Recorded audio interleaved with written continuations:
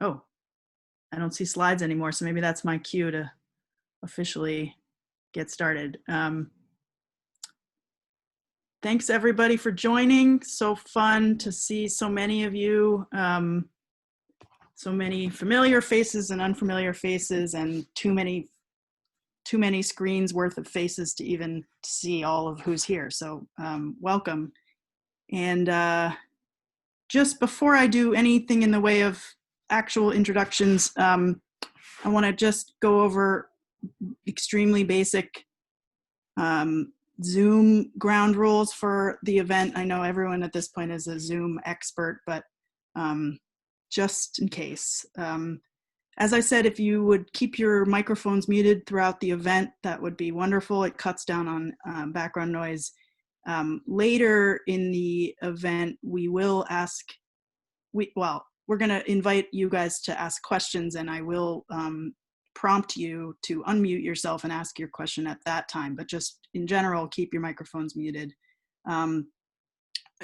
Just be forewarned, if we see any inappropriate behavior or anything else going on in the chat, you may be removed from the event, just so you know that. And similarly, if anything weird happens in terms of Zoom bombing, which we don't expect because our security through Columbia is quite robust, but just in case, if that happens, you should know that we will immediately end the event and we'll send out a new link.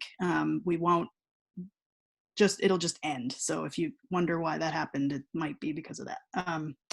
We are going to lock the meeting after a few minutes, just for security reasons. So if for some reason you leave, your internet cuts out or something and you have to leave, you won't be able to join back in. So, that's just part of the price of the security, but you will be receiving an email in a couple days with the recording to the event. So if you, for whatever reason, have to miss part of it, you will get to watch it afterwards.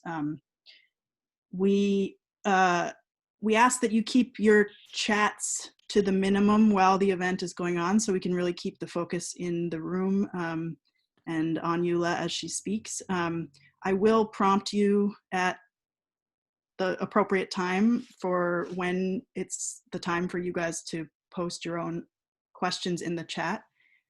So at that point, when I ask you to, please feel free to write your questions directly into the chat, and I will kind of be watching and picking out questions from there and inviting you to unmute yourself. Sorry, my computer is a bit wobbly because I'm not sitting in a stable place. The event is being recorded, as you can see in the top left corner, so just be aware of that, and you will receive a link in your inbox in the next couple days after the event has ended, and you can feel free to do what you will with that link. And you also will see at the end of the event that we're going to share a link to where you can order Eula's books and find out more. So we encourage you to not use Amazon. I feel a need to give that plug, but you'll see other options for buying the book there. Okay, so that's the Zoom stuff. So I should have said before, I'm Nellie Herman. I am the creative director of the program in narrative medicine. I'm also a fiction writer, and I am very excited to introduce our speaker today. For those of you who are new to narrative medicine, just one sentence elevator description of what we do. We in narrative medicine basically work with storytelling and creativity as a means toward enriching and helping healthcare. That's, I don't know if I could say it any more broadly than that really, but, and so our speaker tonight, I'll just do a brief introduction because I am eager for her to speak to you. And hopefully you all already know who she is because you're here. Eula Biss is the author of 4 books, variously labeled Poetry, Essay, and Criticism. Her second book, Notes from No Man's Land, American Essays, won a National Book Critics Circle Award.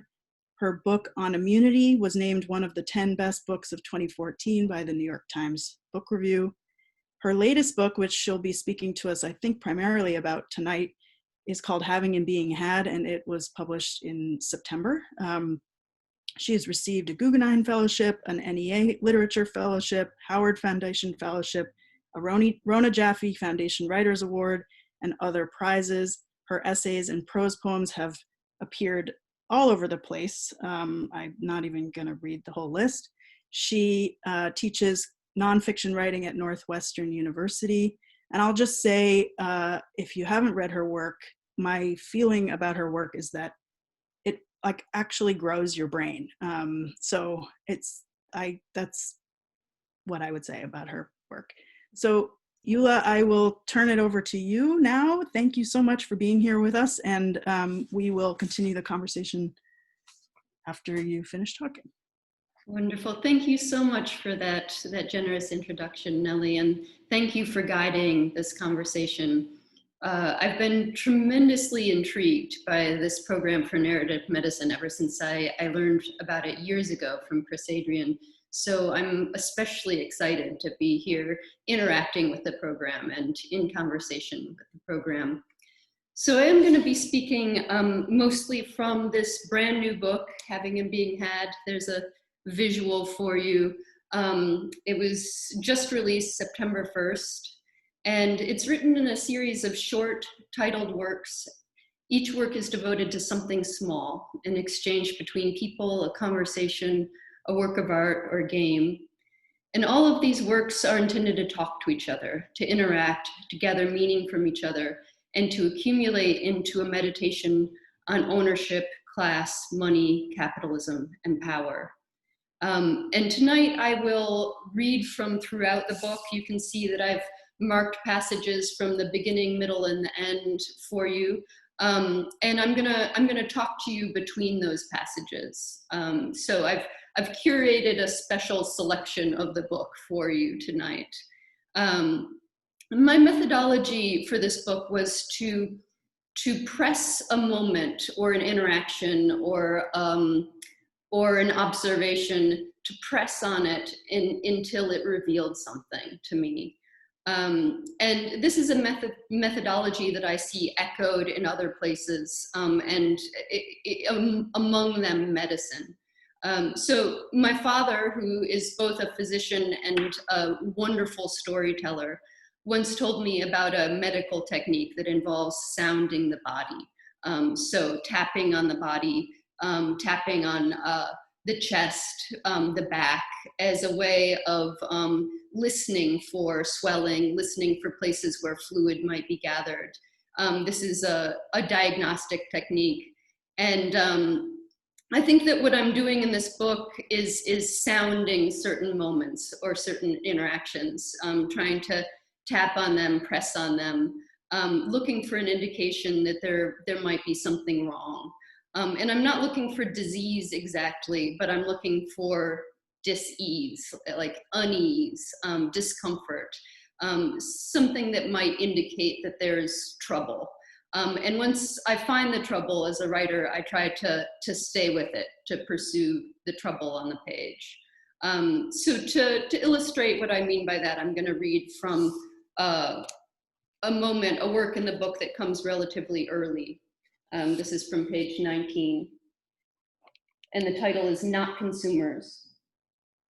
The catalogs keep coming. I don't know how they find us or how to make them stop. Sometimes two of the same catalog arrive on the same day. They accumulate in piles, outdoing each other with heavier paper and richer colors. Then the restoration hardware catalog arrives, like a parody of The Whole Problem, in 2 volumes, each the size of a telephone book. They're bigger and heavier than my grandfather's 2-volume set of illustrated English social history. We put the restoration hardware catalogs near the fireplace and sit on them. The IKEA catalog has a message on the front, designed for people, not consumers.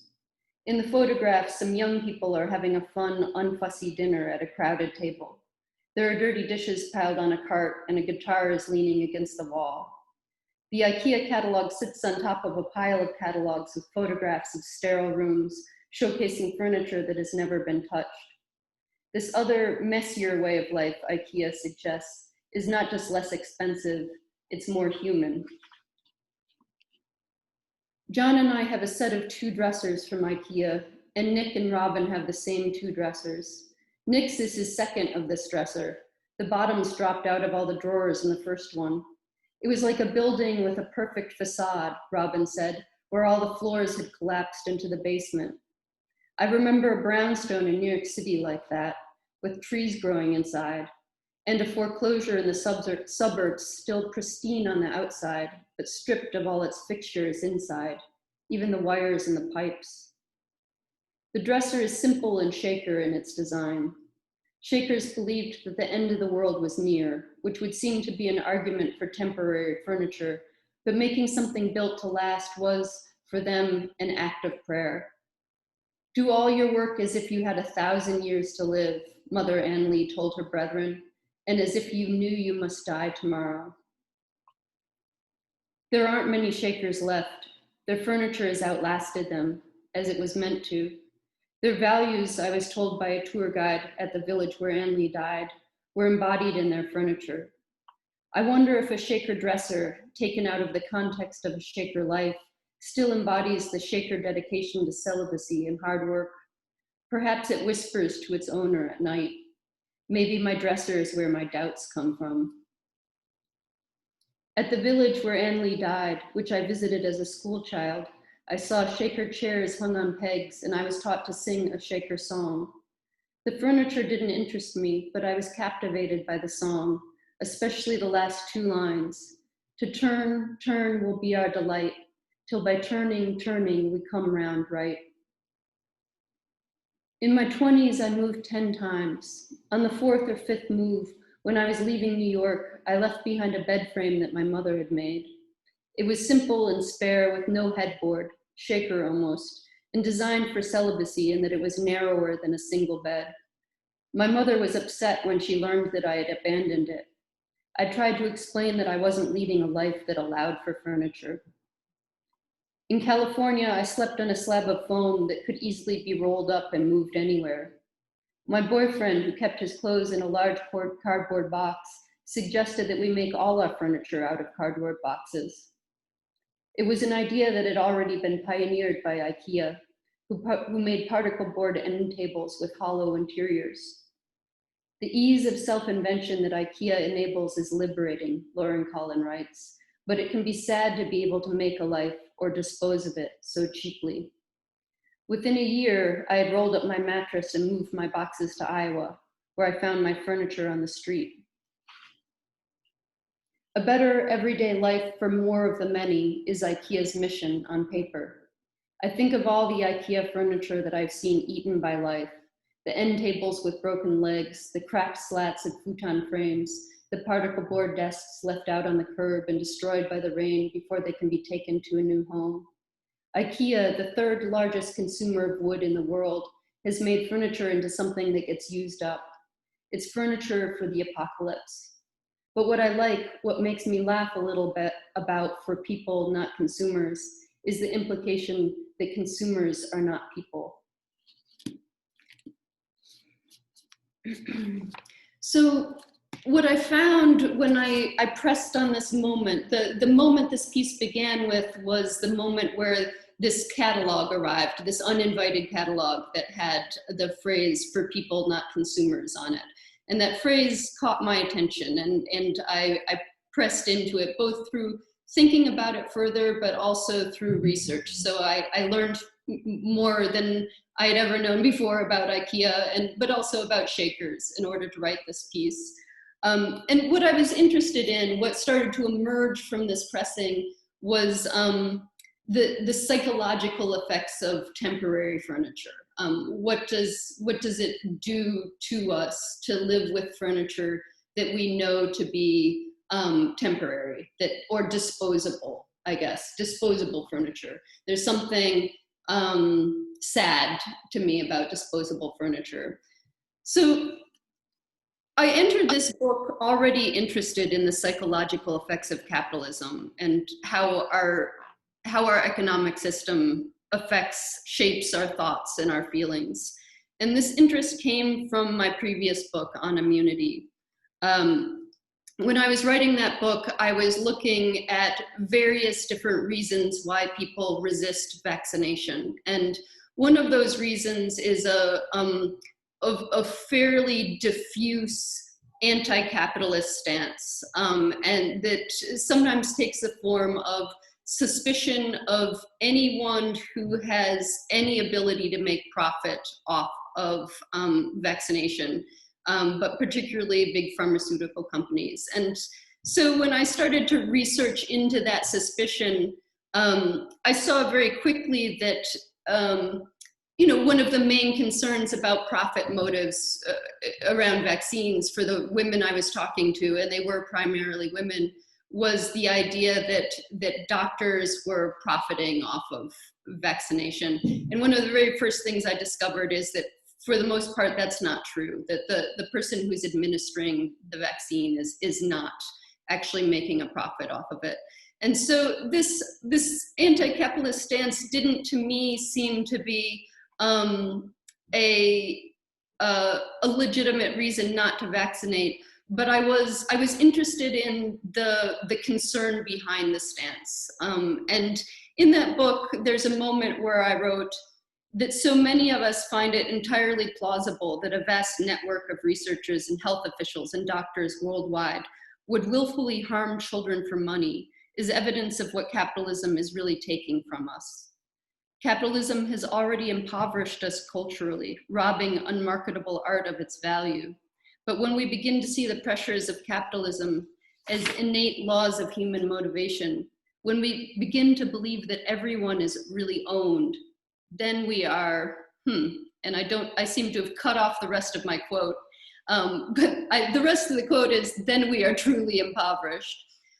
So this idea stayed with me after finishing that book, this idea that there are psychological effects of our economic system that are detrimental to our interactions with other people, particularly when those psychological effects encourage us not to trust other people. And that to me seems to be one of the most, the way that our system undermines our social interactions is mostly by suggesting to us that everyone has a profit motive, which is not generally true from my observation of myself or other people, but it is, it's a fear that seems to be stoked by what we understand about the way our system works. So I'm going to read a moment from the book where I'm thinking about that through Scooby-Doo. And this is titled Capitalism. The only TV show Jay ever watches is Scooby-Doo. Other TV shows scare him. Scooby-Doo features ghosts and mummies and vampires, but it's a comedy about fear. Scooby and Shaggy quake to a laugh track. There were only 2 seasons and 25 episodes of the original Scooby-Doo Where Are You series, and Jay has watched all of them several times before I learned that the series was conceived in response to parents who protested violent cartoons in the 1960s. It was originally titled Who's Scared?, a question that may have been aimed at those pacifist parents. Watching it now, I realize with surprise that Scooby-Doo is all about capitalism. Every ghost, every mummy, every vampire turns out, in the end, to be someone trying to get rich. In one episode, the gang are on vacation in Hawaii, where they learn from the owner of a newspaper that a nearby village is haunted. After being chased by a witch doctor and passing through a series of trapdoors, trick walls, and secret entrances, they discover that the witch doctor is the newspaper man, who's been trying to scare the villagers away so he can poach their pearl beds. Another episode features the ghost of a miner who can't rest until he finds the last vein of gold in an abandoned mine.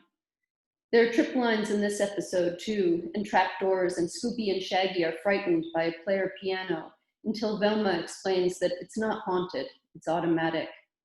The ghost of the miner turns out to be a man who has discovered oil in the gold mine. Not gold, but Velma clarifies, black gold. He's trying to scare all the guests away from the local hotel so that he can buy the hotel and the mine. I tell all this to the father standing next to me on the playground, who says, Well, it's about dysfunctional capitalism, right? Capitalism gone wrong. He's a lawyer. Yes, I say, but isn't that how capitalism works? There's always got to be a trapdoor that allows the capitalist to access a profit greater than the original investment. As I say this, I wonder if I'm describing capitalism or the paranoia that life within capitalism produces.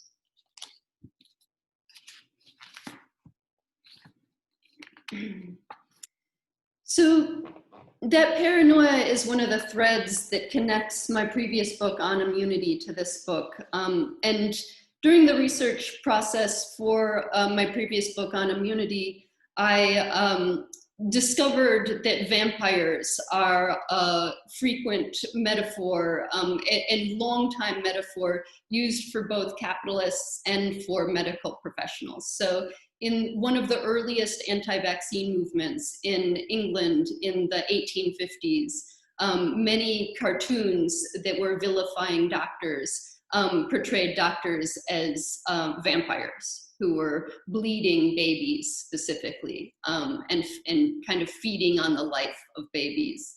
And during my research, I had the great fortune of discussing the novel Dracula with Tom Waldschmidt, who's an immunologist at the University of Iowa.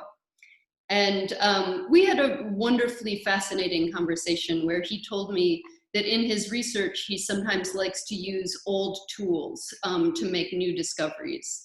And for example, sometimes he'll dust off an optical microscope, even though he has much more powerful tools and more powerful microscopes at his disposal. But he said that he likes to look at the problem from a different angle, to look at it in a way that he might not see it if he's using even a higher power tool. And that impulse that he was describing felt familiar to me as a writer. One of the things that I noticed when I was doing my research for On Immunity was that both medical researchers and clinicians do work that depends, like my work, on close observation. In that way, they are like poets. We're all looking very closely at the world as it's unfolding in front of us. But where a medical researcher is often now working from big data, I, as a writer, am often working from small data, and sometimes tiny data. Sometimes my data is a set of one. But I do write from a belief that small data has something to offer. And with my last book, I was somewhat surprised by what small data had to offer to whom. So when I wrote that book, I didn't have a sense that this was a book that was going to be useful to medical professionals in any way. My sense when I was writing it was that it was a book for lay people, and that it was a book to communicate the science and the ideology behind vaccination to a layperson audience. And so I was somewhat surprised after that book came out to find that there were medical professionals who were very engaged with the book and who were using it in their teaching and in their own practice. And the part of the book that was speaking to them was the conversations that I had had with other mothers around their fears around vaccination. And this is an example of small data. So I didn't do a huge survey of reasons why people fear vaccination. I did a very small and entirely improvised and informal survey of the people who are around me, just as a new mother talking to other new mothers. But it turns out that what I heard and what I learned was useful to the medical professionals who read the book. And that encouraged me in my sense that that small data has its place, and that is can be useful even to people who have big data at their disposal. So, and I saw this come up when I was reading in the research for this newest book. I was reading the introduction to Piketty's book, The Capital in the 21st Century. And Piketty is noting with awe that that Marx wrote his book, Capital, more than 150 years earlier, and was working with close to no data at all, but came to some of the same conclusions that economists who are working with tremendous, enormous amounts of data now are still coming to about capitalism, about the nature of capitalism, and particularly around inequality. So reading that and thinking about how Marx was able to see so much without data, just from direct observation, kind of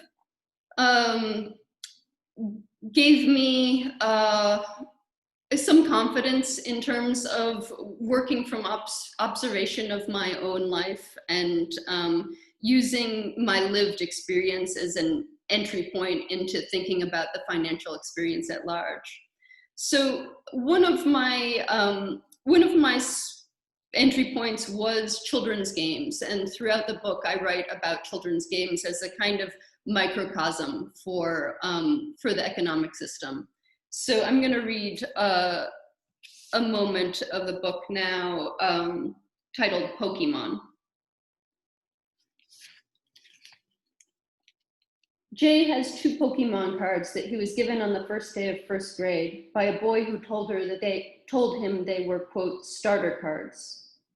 He doesn't know anything about Pokemon, but soon he wants more cards. At the comic book shop, we discover that a pack of these cards costs $3, which means Jay can buy them with the money I give him for doing chores. But what the cards cost has nothing to do with what they're worth. The value of any given card is determined by a group of children gathered on the asphalt of the school playground. There is, in the world beyond the playground, an established market for these cards and websites that chart their rising and falling prices like stocks. But these kids don't really know about that yet. They're still inventing their own values. On the asphalt, some cards are coveted because they're shiny, others because nobody has them yet, and others because they're powerful. How powerful a card might be is divined from the numbers printed on the card, which are manipulated with flawed first-grade math that leads to debate over the exact quantity of power in play. There's debate, too, about what constitutes a good trade. After Jay trades away his most powerful card for a less powerful card, I hear the babysitter asking him if he was a smart negotiator. She suggests that he might want to try to get more for a card like that next time. Then he comes home with the entire collection of another boy, 2 years younger, who has traded it all to him for 1 card. A game can be played with these cards, supposedly, but none of the kids understand the rules. Their end is accumulation, collecting cards for a game they don't know how to play. So in that moment, as I observed these children playing Pokemon, I had the sense that not only was I seeing an economy be born and seeing a value system emerging right before my eyes, but I was also seeing a certain value system being learned or being imposed on the children. So for instance, I was somewhat horrified when I watched my own son learn not to give away cards that he didn't care that much about, even if he didn't like them. To me, that seemed like a generous impulse that he should give his cards away.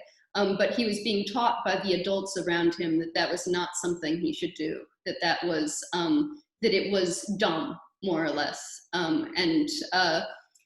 And this is one of the problems, I think, with teaching children generosity and sharing. We live in a culture at large that doesn't actually value sharing as much as it values other things. And I'm talking very collectively. So even though you value sharing and I value sharing, there's a collective pressure not to share. But what we do value collectively and what's celebrated collectively is winning. So I'm going to read from another observation of a game. This is called the Landlord's Game. I've been playing Monopoly with Jay every evening for a week, and I haven't won a single game. Jay plays with abandon, buys indiscriminately, and wins repeatedly. Tonight he's thrown a suspicious number of doubles, so I accuse him of cheating. He's not cheating, he explains to me happily. He's just a lucky person. The landlord's game, the game that became Monopoly, was designed in the early 1900s to expose the problems with an economic system in which property owners win by impoverishing renters. The game was informed by the theories of Henry George, who proposed that profits made from a natural resource, like land or coal or oil, should be distributed equally among everyone. No individual, he argued, should build a fortune by laying claim to a collective resource. George believed that everyone was entitled to profit from their labor, but that profits made from the ownership of property should be heavily taxed. The woman who invented the landlord's game, Elizabeth Magie, was an advocate of that tax. As an unmarried woman with her own home, rare at the time, she struggled to support herself on the $10 per week she earned as a stenographer. If we could be reduced to the character of a machine, she remarked, having only to be oiled and kept in working order, $10 perhaps would be sufficient. Rather than marry out of economic necessity, she advertised herself for sale to the highest bidder as a young woman American slave. This made national news and caused a small scandal.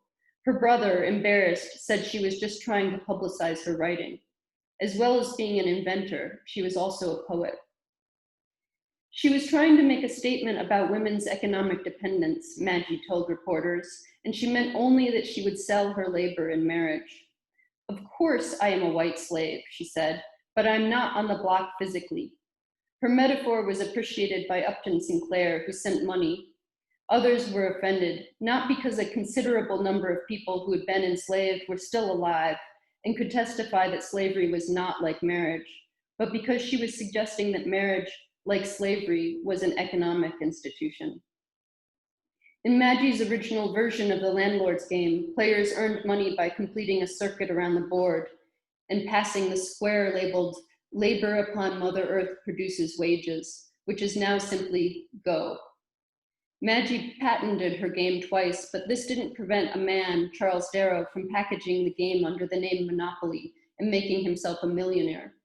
Parker Brothers bought Magie's patent with a one-time payment of $500, but they paid Darrow royalties for the rest of his life. Magie protested this, though the concept of earning royalties off a patent was not exactly in keeping with the philosophy of her game. Discovery can give no right of ownership, George wrote, for whatever is discovered must have already been here to be discovered. Darrow took the game Magie designed, but she drew most of its distinctive features, including the continuous loop of play, from Zone All, a game played by the Kiowa people of Oklahoma. It's bitterly ironic, writes Philip Winkleman, that this gift of the Kiowa to America and to the world should result in the daily reenactment of the reduction of opponents to abject poverty through the parceling up and exclusive ownership of land. No fair, Jay complains when I ask him for change. I owe him $450 for landing on Pennsylvania Avenue with 2 houses, and I've given him a $500 bill. As the winning player, he's now in the habit of objecting to any transaction that involves handing money to anyone else. Let me tell you, there are no fairer-minded beings in the world than our own little American children, Magie wrote optimistically. She hoped that children who played her game would grow up understanding the injustice of our economic system. To help illustrate this injustice, she designed 2 sets of rules. Following one set of rules would create equal distribution of money among players with no winner. Following the other rules would create an accumulation of wealth, allowing one player to win. The rules that survived, the rules we still play by, are winner take all.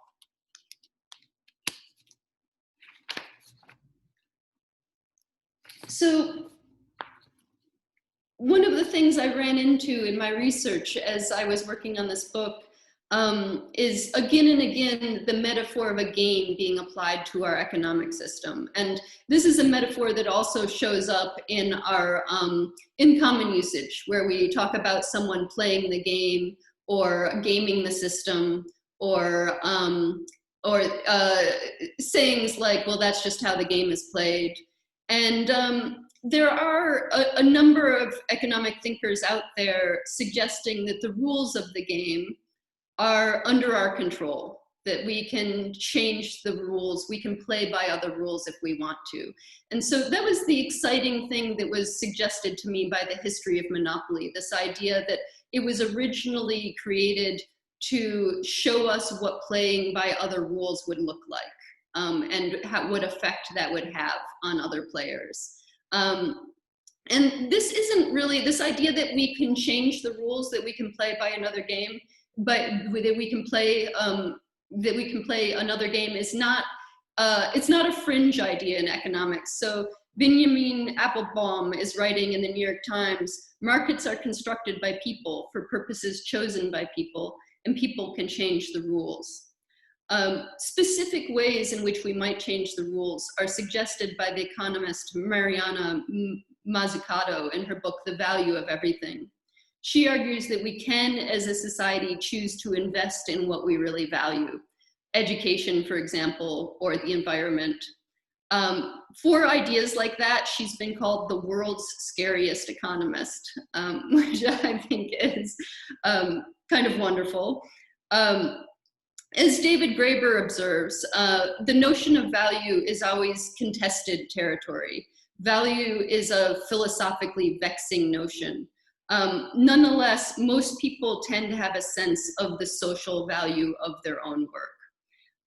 Graeber writes, our society has reached a point where the social value of work is usually in inverse proportion to its economic value, meaning the more one's work benefits others, the less one is likely to be paid for it. One notable exception to this is medical professionals, whose work both benefits others and tends to be well paid. But medical professionals are actually outliers when you look at the trend as a whole. And this is becoming increasingly obvious under the pandemic. So now we have a category that we refer to as essential workers.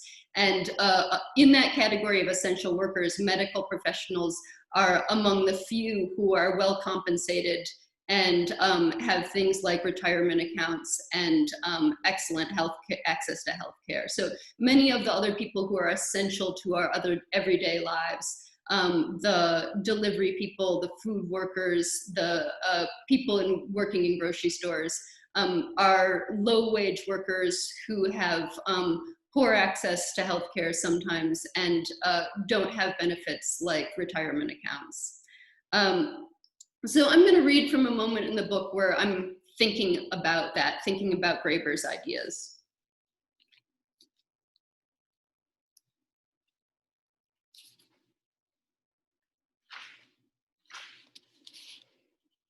I know why people hate Mexicans, John announces. They work harder than we do. He's just been outside talking with the men who are rebuilding our chimney. Last month, a royalty check for my most recent book arrived, money we didn't expect. So now we're spending it on the house, on the luxury of a fire in the fireplace. Really, we're burning money. John and I are both finding it difficult to write with this work going on. It's loud, but that's not the problem. From where I sit at my desk in the attic, I can see a man pushing a load of bricks in a wheelbarrow up a ramp. I watch him from behind my computer screen as he slowly heaves the load into the bed of a truck. A lurking sense of guilt over a more pleasant, agreeable, and remunerative life can often be assuaged, Galbraith writes, by the observation, I am a worker too, or more audaciously, by the statement that mental labor is far more taxing than physical labor. The conviction that mental labor and physical labor are at least equivalent, he notes, was one thing Cold War capitalists and communists had in common. The president of a corporation and his employee on the assembly line, and the communist official and his comrade on a collective farm, all called what they did by the same name, work. How much of the $13,000 that we're paying to have our chimney rebuilt, I asked John, is going to the men who are doing the work? About half, he guesses. He worked construction once at $7 an hour. He considers the factors. There are 5 men on the job, some highly skilled, climbing up and down a scaffold in the heat for 8 days. Yes, he decides, about half. The owner of the chimney repair company mentioned that these masons have been working for him for 18 years. Some of them might even have health insurance. When the Service Employees International Union began organizing the untenured teachers on our campus, one of my colleagues complained that it was the wrong union for us. I wondered if he objected to the idea that our work is service. We don't belong in the same union, he argued, as nurses and janitors. But if the strength of a union is in numbers, I thought, then it wouldn't hurt the nurses and janitors to be joined by teachers. The vote to unionize, which was won by a narrow margin, contested by the university, and then overturned in court, probably wouldn't have increased his pay or mine. We make too much already. The people it would have helped most are the teachers who are paid by the class as adjuncts. Both he and I hold the highest rank available to the lowest ranking faculty, meaning that we're at the top of the bottom, or the bottom of the top, if we consider the office staff and the computer technicians and the food service workers and the unseen cleaners who vacuum the rugs and empty the trash cans in our offices at night. We're the upper middle class of the university, and so we can, in our minds, align ourselves with the tenured professors and the deans at the top. But that serves them, I think, more than it serves anyone else. The idea that unions are for people in bad jobs and that people in good jobs don't need to negotiate the terms of their service depends on the belief that good jobs are inherently good and can't be made bad or more menial. It's a white-collar fantasy. The blue-collar blues is no more bitterly sung than the white-collar moan, Studs Terkel writes in Working. I'm a machine, says the spot welder. I'm caged, says the bank teller, and echoes the hotel clerk. I'm a mule, says the steel worker. A monkey can do what I do, says the receptionist. I'm less than a farm implement, says the migrant worker. I'm an object, says the high fashion model. Blue collar and white call upon the identical phrase, I'm a robot. Roughly a third of all jobs, David Graeber estimates, are what he calls bullshit jobs. These jobs are so pointless that even the people doing the jobs don't see any reason for them to exist. Bullshit jobs aren't shit jobs, the distinction being that shit jobs involve essential work that needs to be done. What makes them shit is that the workers who do these jobs are badly treated, undervalued, and poorly paid. Shit jobs tend to be blue collar and pay by the hour, Graeber observes, whereas bullshit jobs tend to be white collar and salaried. Bullshit jobs are not usually dangerous or physically demanding, and they pay well, but they don't offer any of the rewards of service or the satisfaction of having done something worthwhile. Many of them involve doing nothing at all. Where shit jobs often expose a worker's body to harm, bullshit jobs cause psychological harm. Daily meaning as well as daily bread, Terkel writes, is what people are looking for in work, a sort of life rather than a Monday through Friday sort of dying. Among the people Terkel interviews, the farmers and the flight attendants and the prostitute and the stockbroker, there are some who take deep pleasure in their work. The stonemason, the piano tuner, the bookbinder, the carpenter who's also a poet. The janitor doesn't mind being a janitor. You can call me a janitor, he says. There's nothing wrong with a janitor. But he does mind the pain in his back when he shovels snow and when he uses a mop. A study of job satisfaction among hospital janitors found that the janitors who reported the greatest satisfaction were the ones who thought of their work as caring for the sick, though their job description was a list of duties like collect and dispose of soiled linens and stock restroom supplies. When these janitors described their work, they talked of visiting the patients who had the least visitors, joking with patients to cheer them up, writing letters to patients who had gone home and might be lonely, and carefully cleaning the rooms of the patients who were the most vulnerable to infection.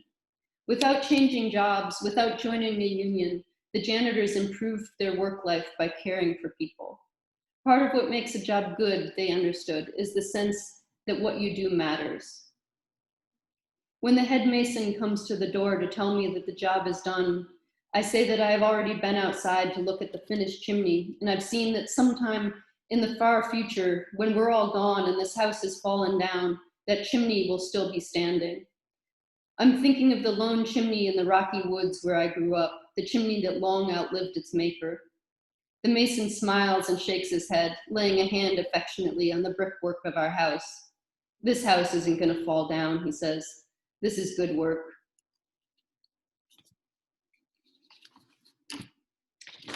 So one of the ideas that I found really interesting, in Graeber's work is was this concept of bullshit jobs, jobs that were in every sense looked like good jobs, and that they were well paid and they were safe, and they weren't tremendously difficult, but that were bad jobs because they didn't give the worker a sense of doing something of value, something important. And this to me seemed very telling of the nature of work and the reason why we want to do work. Graeber is arguing the idea that people want to do work that matters. And this was interesting to me because I was playing around throughout this book with the word worthless and the concept of worthless work. And what I meant when I used the word worthless was not work that had no value to society, but work that didn't produce any money. So, and in my life, the work that has the most value to me is the work that doesn't generally produce money. So probably the most worthless work I do is raising a child. And many people engage in that sort of worthless work. And we'd all agree that it's tremendously valuable to us, to the child, to society at large. But it's not, there's no money in raising a child, right? It's a losing business in financial terms. And this made me think of other areas where work was worthless, one of them being art making. So most artists, the vast majority of artists don't make money off of our work. So the vast majority of artists have a day job, some way of sustaining their lives that essentially underwrites their work as an artist. So even though we might all appreciate art, it's not something that is financially valued. So it falls into that category I was thinking about of financially worthless work. And so does care of all sorts. And so where I saw this being relevant for medical professionals is medical professionals involved in care are involved in care, and sometimes kinds of care, I guess the kind of care we would call bedside manner, which is, I don't think is a terrific term, but that's the kind of care that isn't, as far as I know, billable. There's no insurance code for caring about someone or being kind to someone. And this is true of mothering and art and certain kinds of art as well, that it's not billable work. So I'm gonna read a moment in the book that speaks to that.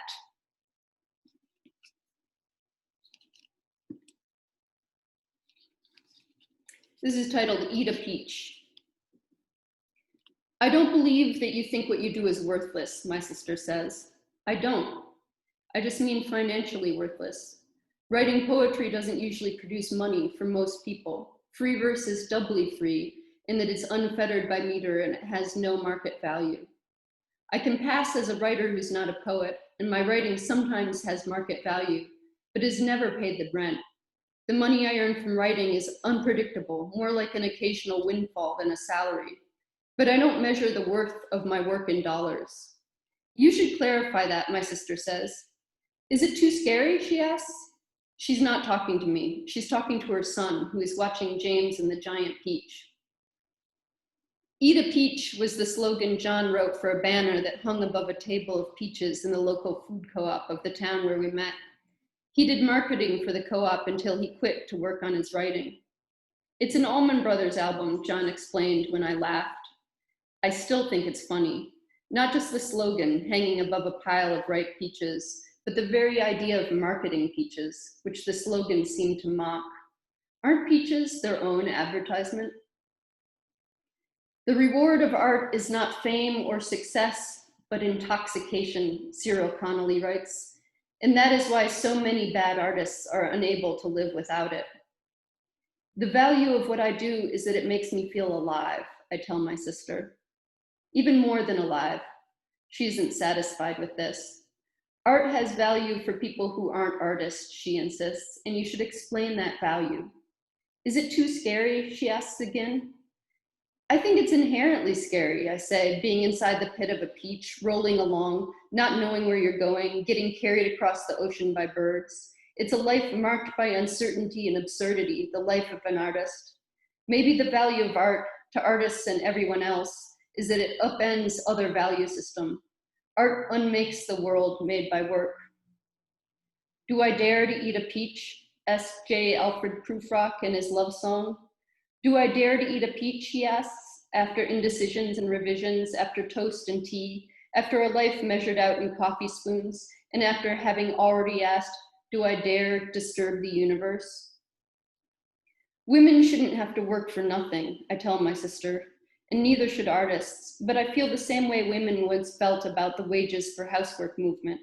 If I were paid wages for the work of making art, then everything I do would be monetized. Everything I do would be subject to the logic of this economy. And if art became my job, I'm afraid that would disturb my universe. I would have nothing unaccountable left in my life, nothing worthless except for my child. My sister's son is shrieking now. She says, it's too scary.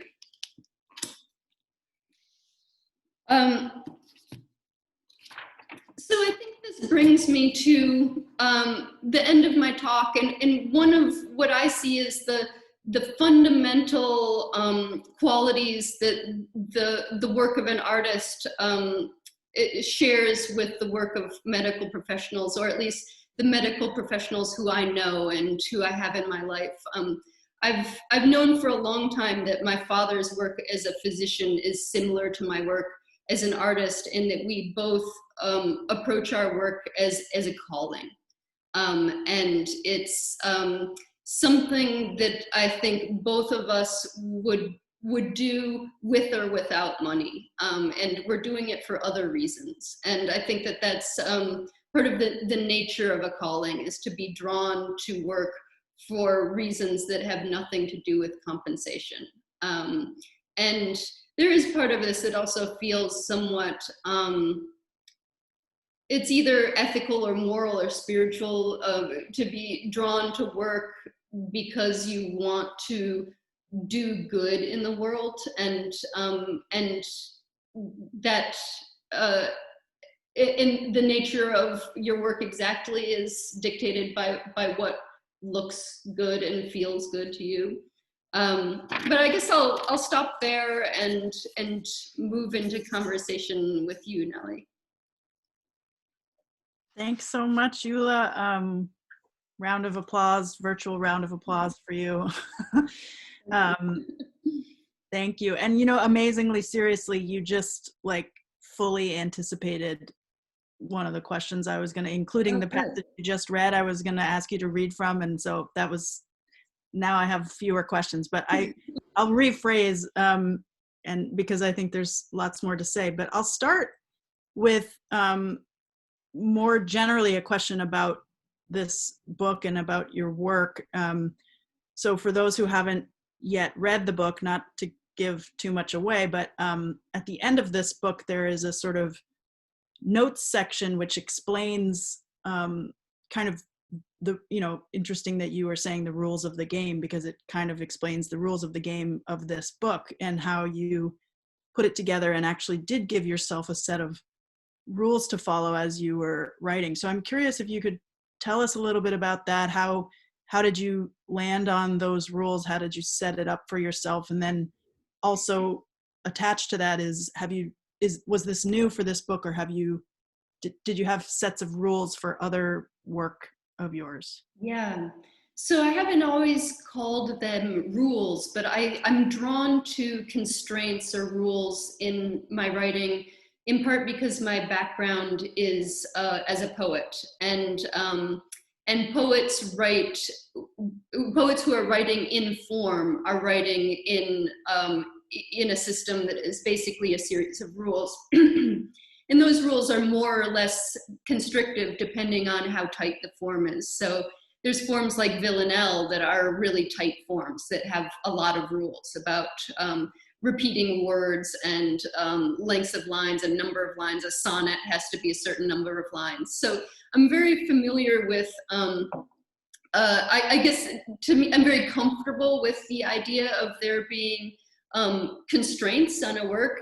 And what I know from both being in community with poets and reading poetry and having practiced it a little bit myself is that there's an unusual effect that constraints can have, in that they are they can be liberating in a way. So, or constraints on the work can push you to make discoveries that you wouldn't otherwise make, or you know, in a tight poetic form, to use a word choice you wouldn't otherwise use. And so it's I see these constraints as a really generative part of the creative process. So, but because I'm not writing in poetry with received forms, I'm writing in in some weird hybrid of prose poetry and essay, I guess. I'm writing in some underdefined space. I had to make my own rules. And I actually think that's why I gravitate to this hybrid space, is I like making my own rules. And these rules emerged gradually throughout the writing of the piece. And many of them emerged from things that I saw happening early on in the work. So one of the first rules to emerge is that every single one of the works in this book had to begin in the present tense. And that was doing something for me as a writer. It was, first of all, it was lashing me to this period in my life. It was making it less tempting for me to fall back on memory. So I was brought back, each time I started a new work, I was brought back to the present tense. I had to stay with the moment I was living in now. But it brought, the present tense for a writer tends to be a very immediate tense, a very sense-rich tense. And so it brought a lot of sense details to a subject that can sometimes tend to be abstract and not very concrete. But then I made other rules. One of the ones that people tend to notice is that whenever I talk about a sum of money, I name the specific sum on the page. So I name the amount of money that my father paid for me to go to college is on the page. My salary is on the page. My husband's salary is on the page. What I paid for my house is on the page. Actually, that's the one number that is not written out exactly. And it was when I hit that moment in the book that I made that rule for myself, because I actually saw myself evading putting the exact price of my house on the page. And when I saw that evasion, I decided that I had to make a rule that dictated that I must name specific sums.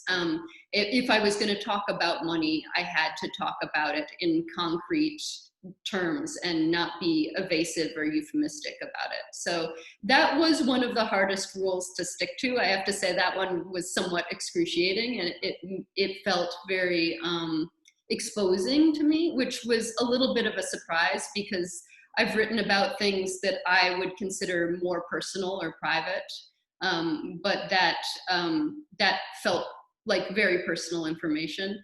And there are a series of other rules as well. One of them also involved only using sources, books and articles that were given to me by people that I knew.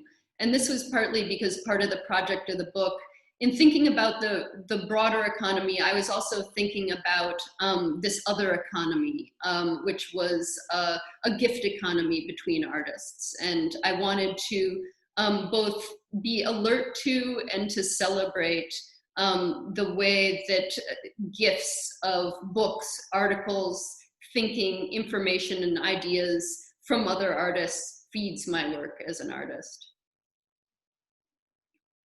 So along similar lines, I'm just thinking about, I wanted to land on and talk a little bit about genre. You know, you say you're sort of writing in between genres. And well, maybe this isn't totally about genre, but just one of the things I feel when I read your work, and that I feel is pretty unique in it, is that you're just the way you allow yourself to be the vehicle through which the reader is exploring, if that makes sense. So you're saying, like, very directly multiple times in this book, you say, I don't understand what capitalism is. And like, just, it's hard to even articulate why that's so revelatory, but I found it really just as a reader, very inviting, that I too can then acknowledge, yeah, I don't really know what it is either.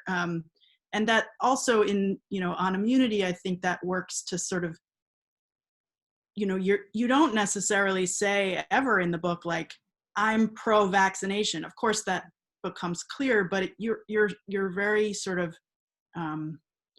inviting of other understandings and kind of letting yourself.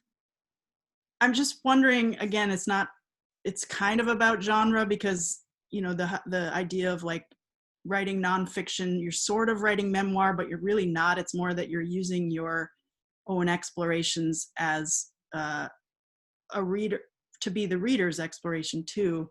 But I wonder if you also ever, so that's one question. And then part B is like, did you ever struggle with coming up against an alternate viewpoint that you very strongly didn't agree with, but then sort of,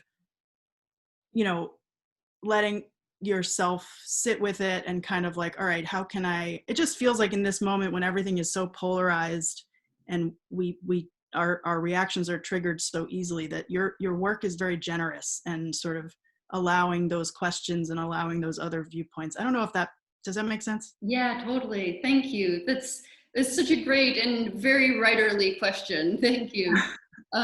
Yeah, I think what you were describing in the first part of that question is, to me, I think it's a feature of the particular vein of personal essay that I write in. And I'm not strictly in essay. I am kind of usually riding the boundary between essay and something else. But that is something that I think I'm actually squarely in essay in terms of this.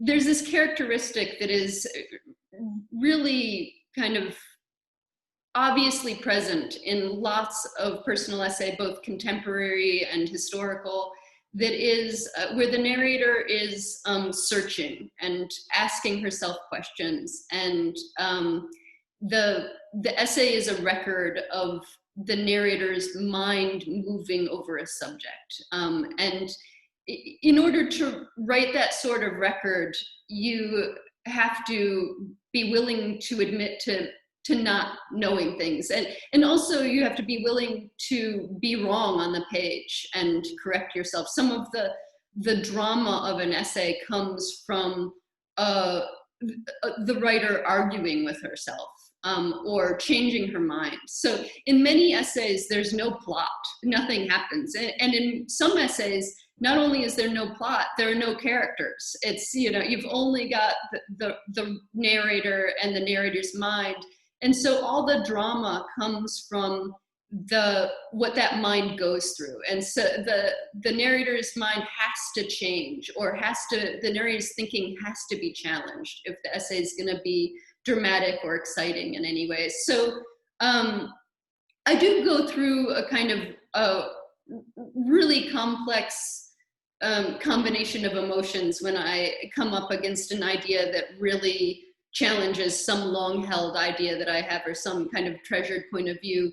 But it's also, for me, creatively, artistically, it's exciting for me to hit that, because I know as an artist that it's good for my writing. It's good for me to encounter a point of view that is unfamiliar or unpalatable some way, or even scary or threatening, or something that I consider somewhat dangerous.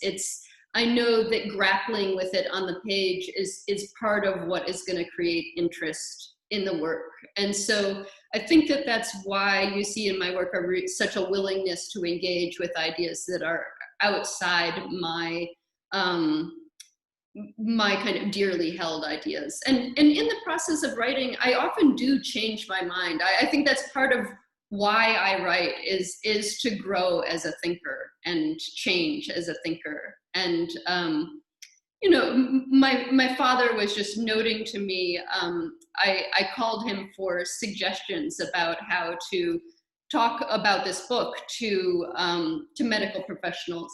And we got sidetracked because he started arguing with me about various things that I'd written in the book. And he noted that he thought that part of the purpose of the book was to invite argument. And I think he's right about that. It's, I'm inviting argument from my readers, but I'm also arguing with myself. Like that, the last, one of the last sections I read, where I was talking about the value of work and physical labor versus mental labor, I was just really arguing with myself about what kind of work matters, what kind of work is quote unquote hard, what, you know, is one kind of work harder than another kind of work. And so I'm less trying to, I guess, make an argument to the reader than I am trying to invite the reader into an argument I'm having with myself. Yeah, that makes sense. And also, you know, it makes me think about one of the things we talk a lot about in narrative medicine is sort of tolerating ambiguity, and how, you know, writing, reading, thinking about literature can potentially be, you know, a gateway into being better able to sit with ambiguity. And I thought about that too a lot with this book, in the sense that maybe slightly more so than in On Immunity, you don't really, there's no, you sort of just explore it and you leave it like, these are my thoughts, you know, like it's not, there's no argument necessarily being made. I mean, there's many arguments being made, but ultimately it doesn't come down on one side or another. And that's another thing I really admired about it, and why I say like it grows your brain, because it really just felt like, you know, I'm going to help you to notice these things. It was really felt to me like the project of the book in a lot of ways. Totally. I love that way of putting it. And that feels very true to me. Yeah, I didn't go into this book at all thinking that I was gonna say like solve capitalism or something like that. Right. But I do, you know, what I think I have to offer as a writer is an abundance of what we call in poetry negative capability, you know, for better or worse. And that is the ability to dwell in ambiguity and to hold contradictions and to be with contradiction. And that's not always useful in one's everyday life, especially if you're trying to just do something like buy toothpaste. It's like, it can be somewhat crippling. But in the realm of essay, it's incredibly useful to be able to be with a contradiction and to explore it and stay with it. Mm-hmm. So you really did kind of answer one of the questions I want to ask, but I think I'll just kind of re-ask it and maybe invite you to talk a little bit more about it, because I do think it's a very relevant subject and question for narrative medicine work. You, throughout the book, I mean, you quoted to us that section, the Eat a Peach section, where you're talking about the idea of writing and art and the value of it. You also have in the very end, I mean, there's throughout, but I just to pick a few out, in the last bit where you're going over the rules of the book. By the way, I apologize if you guys hear a creature whining in the next room. That's my dog asking for his dinner, even though I already gave him his dinner, for the record. But hopefully it won't escalate too much beyond this. But anyway, you said, you quote John Kenneth Galbraith, and you say, in an affluent society, he says, in an affluent society, no useful distinctions can be made between luxuries and necessities. And so then you talk about the idea of luxury and necessity, and is writing and reading, it is a luxury, but sometimes writing feels like a necessity. And then there's also a passage where you speak about a student asking you where the pleasure is in writing, and you say, it's in the making, I know that much, though the process isn't exactly pleasurable. It is a series of difficult questions. Attending to those questions demands both work and labor. Maybe I need another word. Casting about, I come up with service. We're in service to the art, I tell my student. bent to it. There's pleasure in this posture in being bettered by the work. It isn't the pleasure of mastery, but the pleasure of being mastered. So just thinking about, like, in narrative medicine, we often are inviting healthcare practitioners to read and write together. And it's kind of like we're inviting them to do this supplemental activity that then will inform their real work. And this is like the supplemental work, but of course it's not. There's no real, doesn't need to be a boundary in that way. But I don't know, again, this is like not a fully formed question, but just sort of thinking about that and thinking about these passages where you muse on what the value of writing is. I don't know. I just wonder if anything pops into your head in that thinking. Yeah, part of what jumped to mind is I'm very inspired by the work of the writer Maggie Nelson, and she's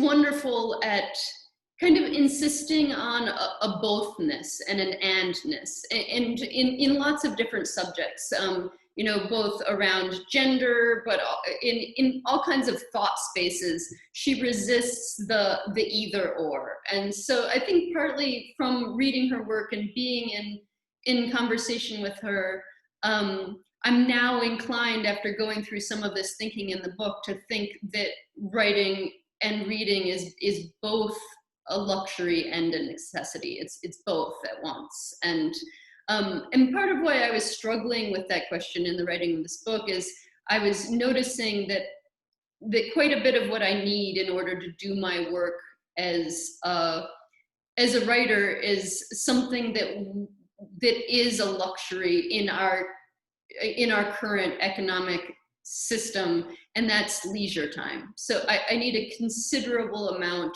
of leisure time in order to develop my ideas and bring those ideas to the page and rework a draft again and again and again. It's incredibly time consuming. Actually, at one point, I was asking myself if there was anything anti-capitalist about this book, and I thought the most anti-capitalist thing about it was just how incredibly time consuming the writing was, and that it was so deeply inefficient that it was in like direct resistance to one of the values of capitalism, which is that you should increase your efficiency in everything you do. But I was interested to learn in the process of writing this that this term leisure had a different meaning for the Greeks. And they also had a word for leisure and the concept of leisure. But the word that gets translated into leisure from the ancient Greek doesn't mean just relaxing. It's a term for being free to engage in thought, and the kind of freedom that allows wonderment. That's what leisure meant to the Greeks, and it was considered kind of the epitome of a good life, and the epitome of actually freedom for a citizen was to have leisure, leisure to think and to work out ideas.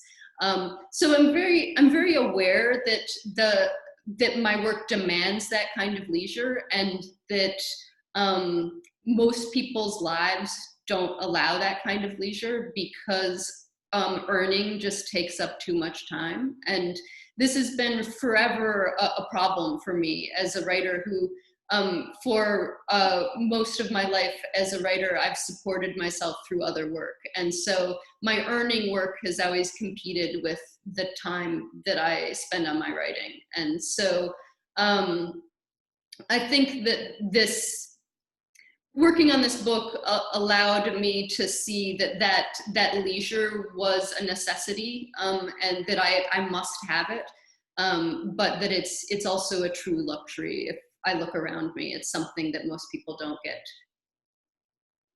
I'm sure that resonates with many people on the call right now. So I'm going to ask maybe just one more question, and for those of you in the audience who have questions, you are invited to chat them into the chat while I ask my next question. So I assume many people on this call are here because they've read on immunity. I mean, I don't know that to be true, but I just assume. And I wanted to ask just one question about that book, which is sort of also related to this present book, because I read, so reading them sort of back to back, of course, they are very much, one leads to the next. I think you said this in your talk, that the capitalism book sprung directly from the immunity book, which is, you know, it's hard to miss when you read them back to back.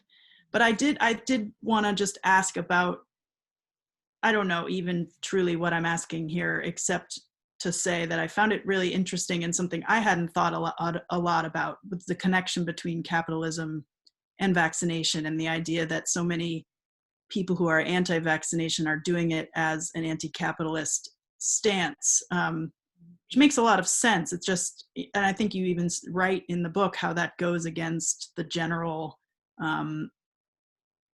assumed narrative about anti-vaxxers and where they're coming from. So I also, connected to that, found it really just interesting to think about, as you also write about, the idea of community and how so many community-oriented folks choose not to vaccinate because of an anti-capitalist stance, but then of course what they potentially harm is the community and not capitalism. So I don't know, just, this is not, it's not a question even, just to say it's something that I found really interesting. So, and I thought maybe folks on the call might also find that interesting. If you have any, I apologize for not even really asking a question there. But, no, that's great. It's a thought cloud that I work in thought clouds too, so I totally recognize that. And yeah, I think that it's, I think that, and this is obvious, I don't even need to say this, but trust is such a huge component in this. And so what undermines trust for many people around vaccination is the fear that that it's being developed, produced, and tested under conditions that are not privileging the safety of children. And I don't believe that to be true, but that's the fear. And to some extent, I think it's fairly understandable, especially in our current political climate, that with in an atmosphere where it's harder and harder to have good faith and trust in government institutions that do seem to be, you know, actively resisting good scientific information and the counsel of experts.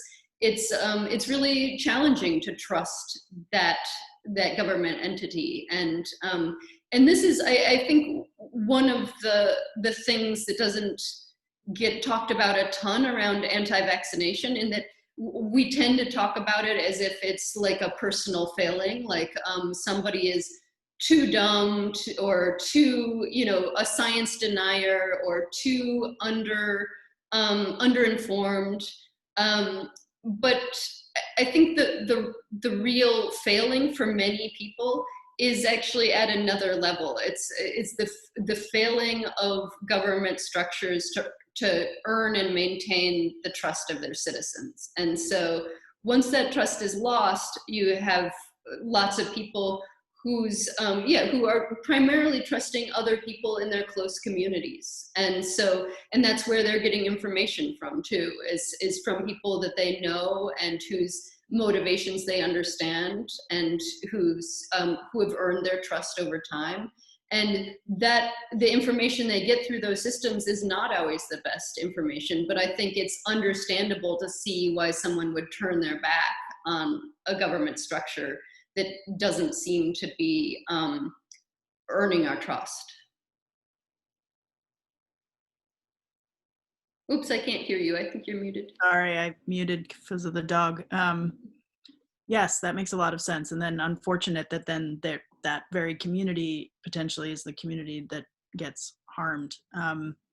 So a few questions that have come in the chat. I will ask you guys to just unmute yourselves if you're still here. I don't know. Heidi, you asked your question a while ago. Are you still there? And if so, do you want to unmute yourself and Yes, I'm still there. Do you hear me? Yes. Okay. As a potential writer or a very early writer, totally unpublished, Columbia graduate, Columbia physician, um, I would like to ask whether there was one particular idea, issue, or experience that prompted your writing, and I'm putting, of course, the question to Eula Biss, that prompted your writing when you first started out. Prompted my writing from the beginning of my career? Yes, yes. That's a great question. Was there experience? Well, looking back, I actually intended to be a visual artist. So I went to college to study visual art. And I thought that I was going to be a painter or a photographer. And that's what I was studying in my first year. But I was also taking poetry courses in that first year of college. And what I noticed is that I really I really enjoyed doing visual art, and I enjoyed very much the process of making a drawing. But I realized that I wasn't at all interested in then doing anything with the drawing. I especially didn't want to hear other people criticizing my drawing because I was happy with it and I didn't want to make it better. So what I learned in that first year is that I really didn't enjoy the critique sessions around visual art. And in fact, they seemed to ruin the pleasure that I took in making a piece of visual art. But I did enjoy critique sessions in poetry class. So I would write a poem and I would talk about it in our workshop environment.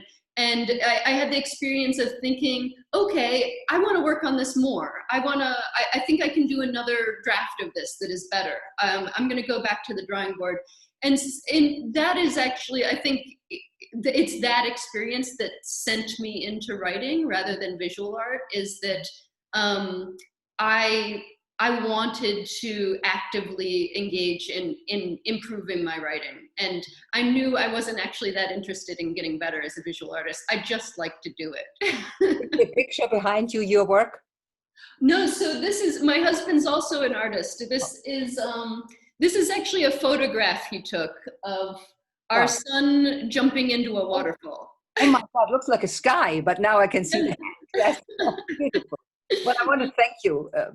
Oh, thank you. Maybe one little comment, allow me 30 seconds. Yes. I've written my whole life something, but I'm a post-war German child, and I realized writing does not make money. It's not for survival. So I said, what's for survival and makes money? Medicine, of course, and it's ideal. And I had a wonderful profession at Columbia, but now I'm retired, and I said, oh my God, my love for writing has come back.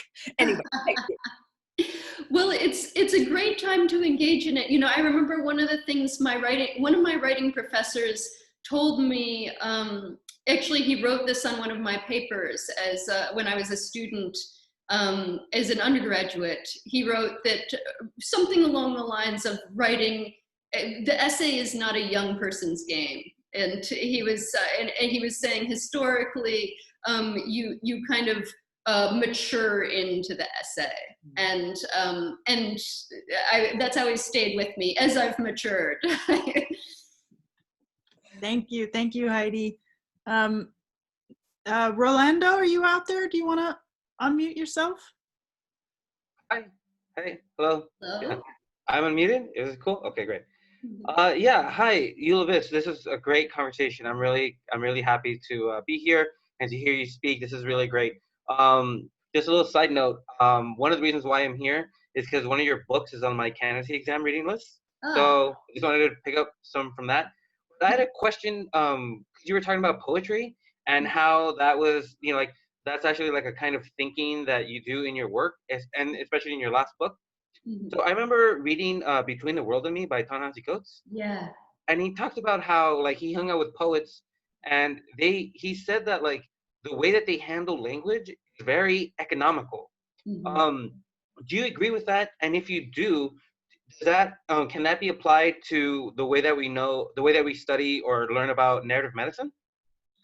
Oh, that's an interesting question. Yeah, I thought about that that word comes up a lot around poetry, economical, and I was thinking about it because I was writing about a different kind of economy in this book. I was also thinking about that sort of economy, and also trying to practice it. Actually, it is something that I admire in poetry, that very big ideas can be contained in sometimes in very few words. And I was reaching towards that in my work, trying to get big ideas into, sometimes some of these pieces were just a page long, and I was trying to see what can I bring to a page.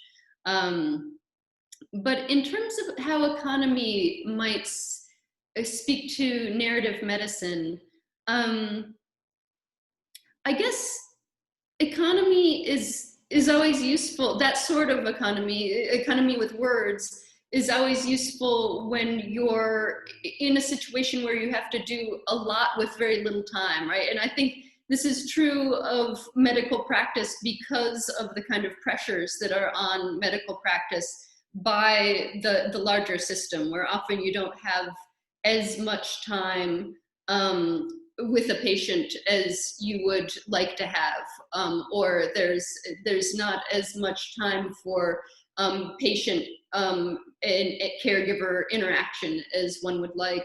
And I guess what I would borrow from poetry is the telling word, or the word that signifies much more. The word, or even what I was working with in this book is a concept drawn from poetry, the literal symbol. So something that is what it is, but is also signifies something else. And I think I'm just imagining, I'm imagining myself into your world and thinking that might be something you could borrow, which is the word or phrase that that seems to hold more importance than everything that's around it. And maybe there's some skill to watching for that word or phrase from a patient. And I know from talking to my father that he puts a great amount of care into the interview with the patient, and open-ended questions. Open-ended questions are also a tool for writers, and a tool for the kind of interview that I do as well. And so I think there's quite a bit of interaction between these skills, the skills of the physician and the skills of a writer. It sounds like your dad should be part of our program. He couldn't be here tonight, but he's gonna watch the recording, so he'll be a part of it soon. Okay, who's next? Don, are you out there? You still there? I'm here. Hi. Hello. Hi, Eula. Thanks so very much. And I realized that I put the wrong question into the chat. Because I asked about worthless work, but I'm really asking about a philosophical question about bullshit work. Yeah. And that is, many of us believe that insurance companies bring very little value to healthcare.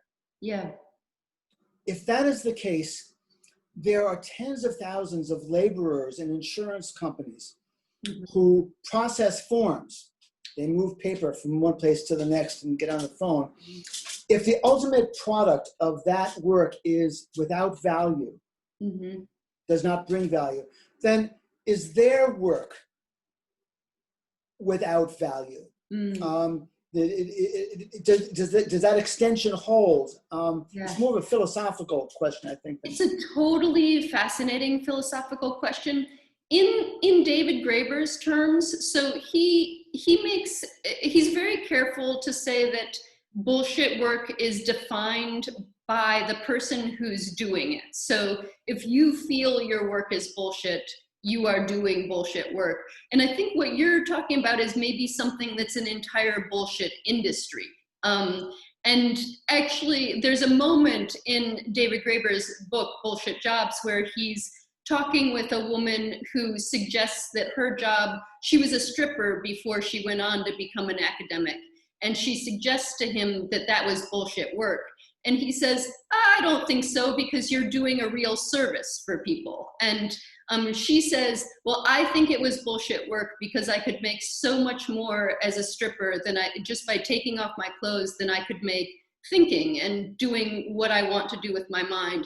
And David Graeber says, yeah, that's a bullshit society. That's not a bullshit job. And so it's like, he makes that differentiation. And I think that, so there might be people who are doing that paper moving work who feel it is important because they know that there's some patient on the end who can't get their medical care until those papers get moved, right? So it might actually feel important to the person who's doing it because they know that someone can't get their surgery that they need until this paperwork is processed and moved. So there's maybe a short-sighted sense of importance to it, but I think when one stands back and looks at the entire industry, it does look like an industry that is bullshit and that is undermining the work of healthcare professionals in many cases. Thank you. Thank you. Thank you, guys. Okay, Jill Anderson, are you out there? I am. Can you Hi. guys hear me? Hi. Hello. I'm going to read my question because I'm wicked excited to meet you. Great. I'm afraid I'm going to fumble. So it concerns the peach section that you read. I feel like it exemplifies the qualities that I enjoyed the most in the pain scale, which I've taught for years in both high school and college levels, and everyone loves it. The interconnectedness of your ideas and references that you incorporate in your work to go from the James and the Giant Peach movie to a fruit, to a metaphorical peach, and then to a line from Eliot's poem, back to the peach again. Can you discuss this thing that you do that I love? Sure, thank you so much for that question. Yeah, the way I describe where that comes from in my work, the way I describe it when I'm talking to my own writing students is it comes from initially when I'm in my early drafts and I don't have much on the page, the questions are just starting to emerge. It kind of sends up an antenna for me. And I think of this state that I enter as a state of walking through my life with an antenna up. And it's like, suddenly I'm receiving signals from all over the place that I wouldn't usually be sensitive to. And so there is a great moment that I get to in my process as a writer where I feel like the entire world is helping me out with my essay, but it's just because I'm very sensitive to how various things are speaking to the particular question that I have.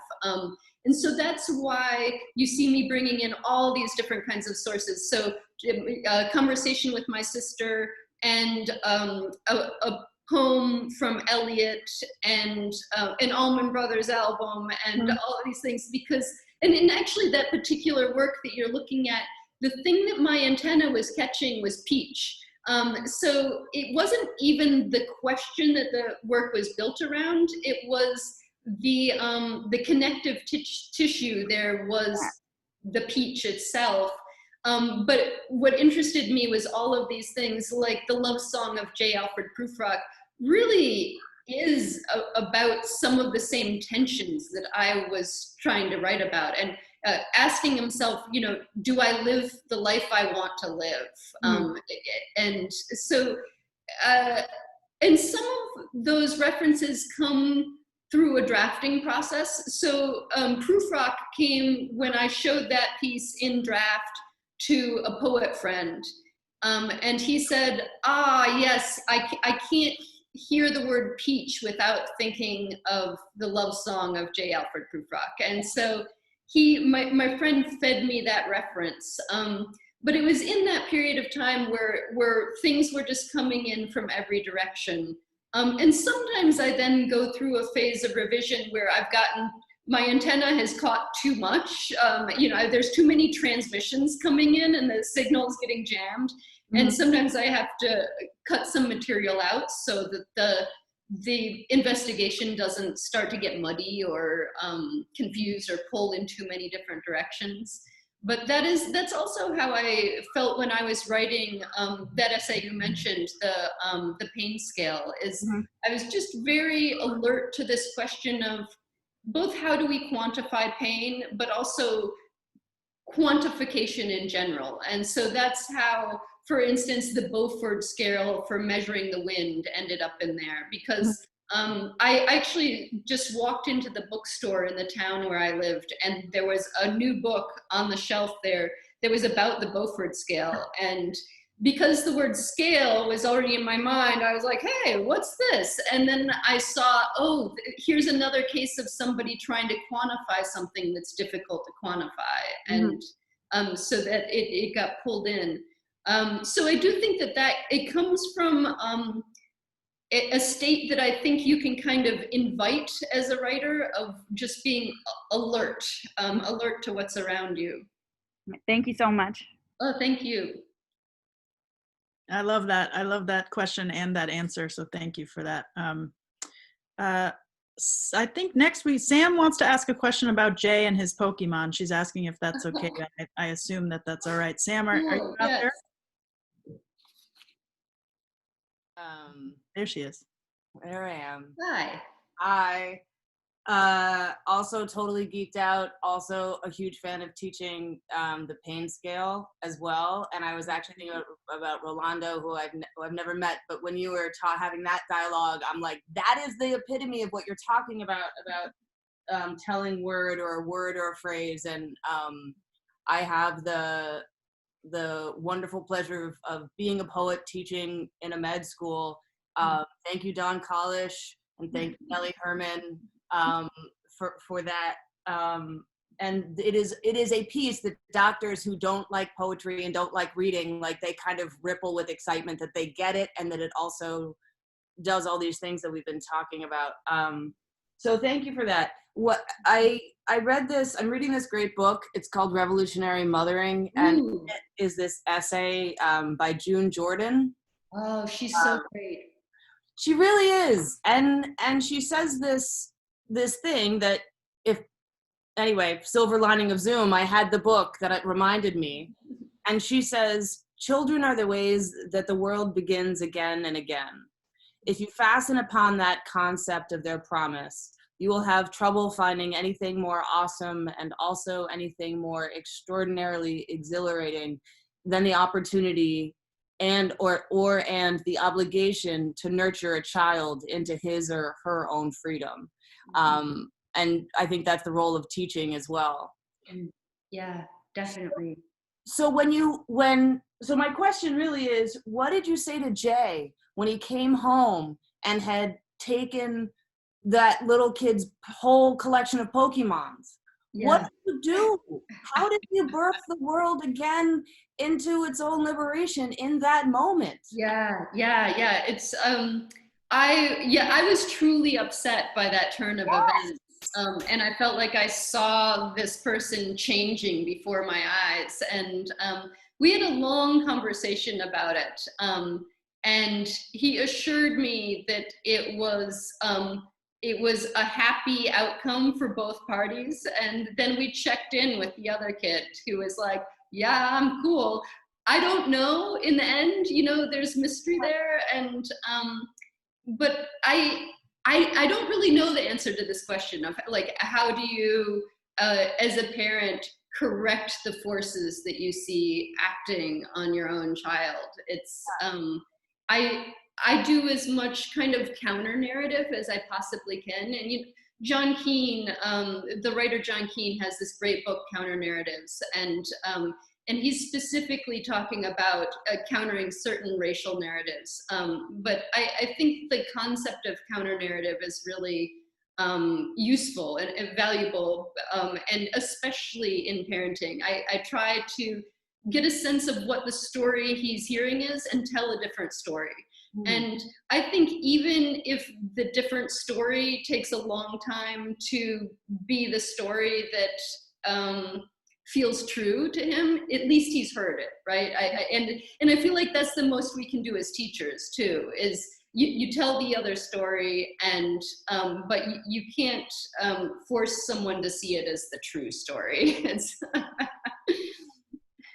or take away their Pokemons, or you know. Yes. Yes, or yeah, punish them for being seduced by seductive ideas, right? It's but I guess I do kind of fundamentally believe that growth is like a long-term process, and it can't be like forced or rushed. But the experience of raising a child has done so much for me intellectually, and one of the things it's done is it's blown apart my relationship to language, and partly because of so frequently being asked the question, what does X mean? And finding that I can't answer the question. So this most recent book, again and again, I kind of interrogate individual words and revisit their meaning. And some of them are very common everyday words, like the word work. I revisit again and again and again throughout this book. Partly because in parenting, even ordinary words suddenly acquire this mystery when a child asks you, what does this word mean? And you're confronted with your inability to answer that question. And actually that's specifically where my writing about luxury came from. My son asked me what the word luxury meant. And I was horrified by my inability to answer that question. I was like momentarily just totally stupefied by the question. And I looked around me, and almost everything I saw like kind of could be a luxury, but was maybe not.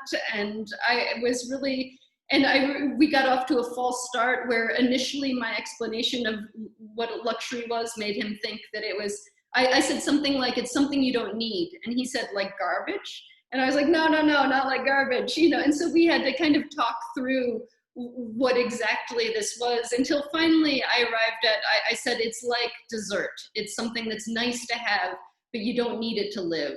And this produced a really charming habit that lasted for many months, of every time he got dessert, he said, what luxury?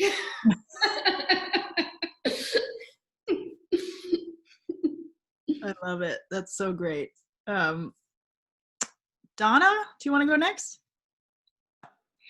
I have to just say that I'm a parent who has felt the Pokemon pain. My son is now 26 years old, and I went through a lot of Pokemon pain. So any questions, just email me. I can try and help you through it, or at least. Oh, good. Pokemon guidance. Yes, I actually have a rare collection of Pokemon. When my son tried to sell it to one of his friends for $50, and I realized that was probably not something that he would be happy with like 20 years from now. Anyway, wanted to ask this question about the idea of poetry, and why there's so many people that seem very resistant to poetry. Mm-hmm. And when I teach, especially clinicians, it's like a hard resistance. Yeah. And obviously I should be teaching the pain scale, but what do you say when people have said to me, poetry is hard work? Yeah. And I thought it with your description of what work is, I thought you might have a really interesting answer that I could give to people. I thought a lot about this in the process of writing this book. And I have to say, a lot of the time I don't like poetry either. There's this great line from Marianne Moore, I too dislike it, right? And she's writing about poetry, and she's acknowledging that it's not like universally a great experience reading poetry. And it's probably important to acknowledge that.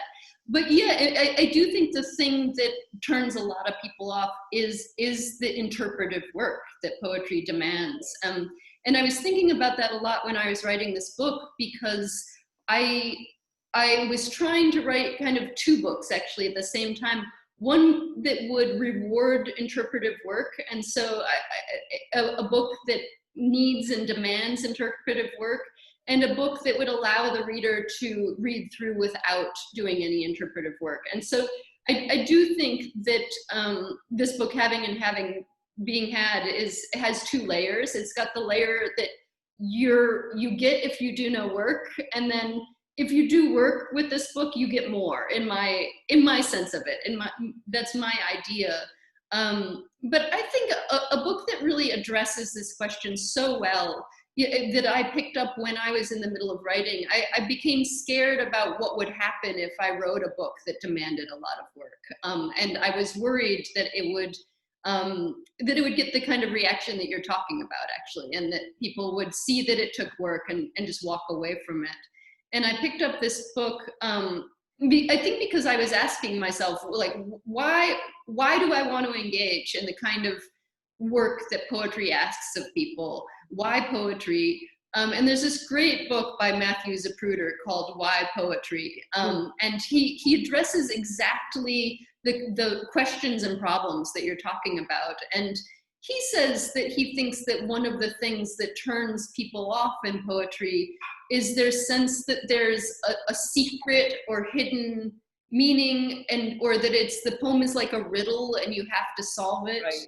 And he says this thing that he's very permission giving around saying, no, you just get to read the poem, and what you make of it is right for you.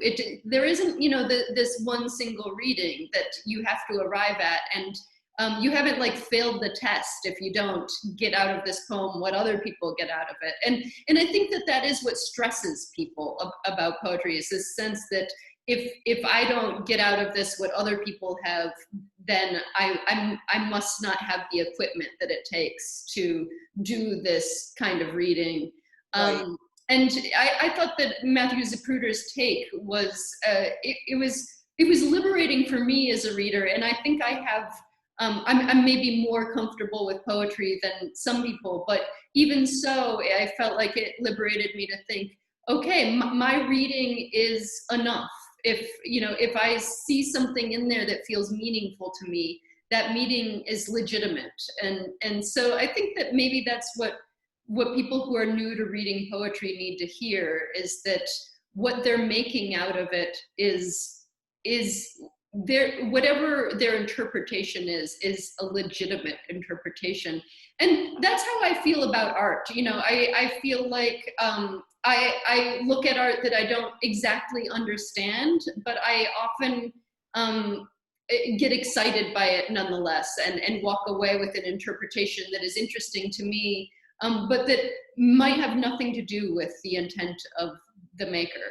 And I think that this is probably an area of philosophical dispute, but my vote goes to like feeling the greatest freedom in encountering art and in faith in your own interpretive powers. I mean, I think that's something that's really important for clinicians too. So yes, yeah, totally. Yeah, to trust their own interpretation. Yeah, for sure. Right. Thank you. Thank you. That was such a great question. So I think maybe we'll just take one more question so we can let you go on time. I apologize to those who have written questions that we haven't gotten to. I've just been going in order, really. But so Prasanna, do you want to unmute yourself? Yeah. So I'm an undergrad student at Emory University, and I'm pre-med, so I'm planning to become a doctor one day.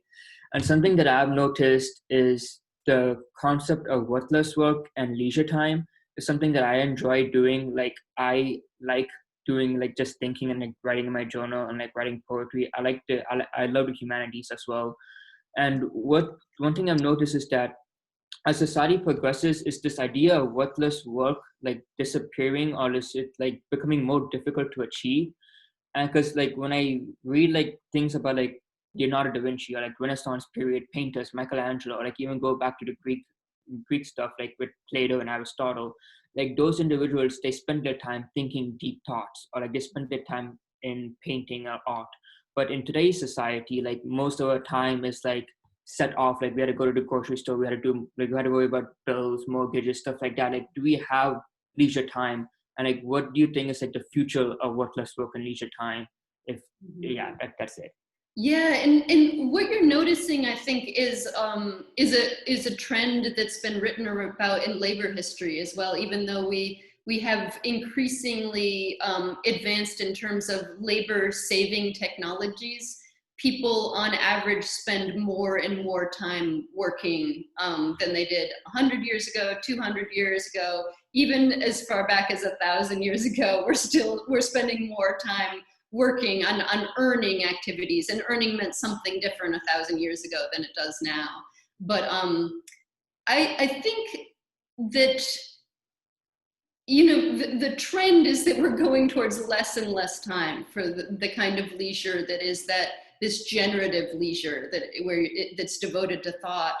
And I find in my life that I have to really actively resist certain social norms in order to get the amount of leisure time that I need for my writing, and that I need to feel, also to feel good or fulfilled as a person. And so that means, in my life, that means saying no to a lot of things. And many of those things are earning opportunities. So there's lots of things, like actually what I'm doing right now, that I say no to, because I only do a small number of these sorts of things. Because if I said yes to every single one of them, that would cut into my writing and thinking time considerably. But also saying no to certain kinds of social engagements, the ones that feel, you know, to me less fulfilling, I say no to. I also say no to, you know, the norm for parenting right now is to have children scheduled very tightly, so one activity after another. And that's another thing that I have, for my own well-being and my child's well-being, that I've said no to, even though it really is not, that means going against the parenting norm where I live. But I can see that it's, you know, even my child, who's even just now at 11, he has a sense of having, being overscheduled at times. And for instance, for a while, he only had one activity. He was in soccer, and he asked to be done with soccer. And I said something like, "Oh, you don't like soccer? You don't want to do that anymore?" And he said, "No, it's just ruining my Wednesdays." And what he meant by that is that he just wants unplanned time after he's finished with school on Wednesdays. He doesn't want a planned activity, and it's nothing against soccer. It's just that that's the sort of time he wants. So I think that most of us are free to say no to these things, but it does kind of take a concerted effort, and it takes going against social norms in some cases. Thank you. That was a great question. And we are, 4 minutes to 7, so I'm gonna wrap us up. There's a question about where to buy your book. So oh, there it is. Bookshop.org is a great place where you can buy books. It's similar to Amazon, except not Amazon, and it supports independent bookstores. So I always recommend that website. Thank you so. Yeah, just a vote for, if you're willing to have the book shipped to you from Chicago, where I live. The independent bookstore that I love here is called Women and Children First, and they will ship the book to you. So wherever you are, you can order the book from Women and Children First in Chicago. Great, thank you. And thank you, Eula, so much for being with us and for this wonderful, wide-ranging conversation. We, on behalf of everyone, really, really appreciate your time and your work, and can't say thank you enough. And thank you to everyone else who's hung on for 2 hours with us and come to oh, my power is about to go out, I swear. We do narrative medicine rounds every month, so come back next month. We have Sadia Hartman, anyway, really, I'm about to lose power, so I'm gonna go off. But thank you again, Eula. Thank you, everyone else. Huge thanks, Nellie. Oh, and yes, to the question of where the recording will be, you will get it in your inbox in a couple of days. You'll get a recording.